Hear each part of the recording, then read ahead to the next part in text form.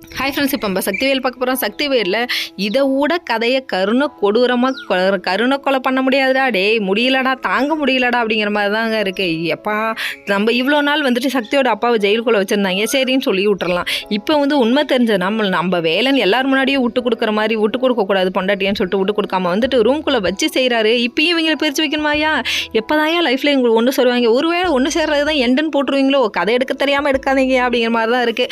அதாவது இவங்க என்ன பண்ணிட்டாங்கன்னா, ரூம்குள்ளே போனோன்னே நீ அந்தளவுக்கு சீப்பாக நினச்சிட்டல, பொண்ணு கடத்துறவன் நீ நினச்சிட்டல, நீ பொறுக்கியாதாண்டா இருந்த, இப்படி சுற்றிட்டு இருந்தா இப்படி தாண்டா தப்பாக நினைப்பாங்க, இப்போ தாண்டா நான் உன்னை புரிஞ்சுக்க ஆரம்பித்தேன் அப்படின்னு சொல்லிட்டு அந்த பொண்ணோட ரியாக்ஷன் இருக்குது.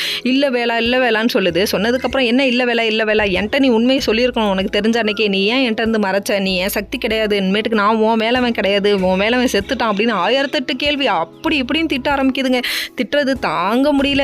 இவர் திட்டுறது தாங்க முடியாமல் நம்ம சக்தி ஒரு பக்கம் ஃபீல் பண்ணி அழுதுட்டு இருக்காங்க. நம்ம சக்திக்கு ஆறுதல் சொல்கிறதான் கூட தெரியல. இவ்வளோ நாள் சக்தி ஓவரா பண்ணாங்க, இப்போ வேலன்னு ஓவரா பண்ணுறாரு. இப்படியே கதையை மாற்றி கொண்டு போங்கயா, ரொம்ப கொடூரமாக இருக்கையா, இதெல்லாம் பார்க்க முடியலையா ஆடியன்ஸால் அப்படிங்கிற மாதிரி தான் இருக்குது. சரி, இதெல்லாம் ஒரு பக்கம் இருந்தாலும் இங்கே இது ஒரு பக்கம் நடந்தாலும் நம்ம சக்தி வீட்டில் பார்க்கணுமே. அதான் நம்ம வாத்தியார் ரொம்ப இதெல்லாம் நினச்சி ஃபீல் பண்ணி அழுதுட்டு இருக்காரு. நம்ம சக்தியோட வாழ்க்கை என்ன எனக்கு ஆகுமோ அப்படின்னு சொல்லிட்டு ரொம்ப கவலைப்படுறாரு. இவர் ஒரு பக்கம் கவலைப்பட்டுகிட்டே இருக்கும்போது சரி வாங்க சாப்பிடலான்னு மொத்த குடும்பம் உட்காந்து டைனிங் டேபிளில் உட்கார வச்சா சாப்பிட்டுட்டு இருக்க கேப்பில் அதாவது மீனால் இருந்துட்டு வாய் பொறுக்காம சக்தியை பற்றி தப்பாக பேச கோவத்தில் கொந்தளிச்சிட்டாரு. யார்? வாத்தியார்.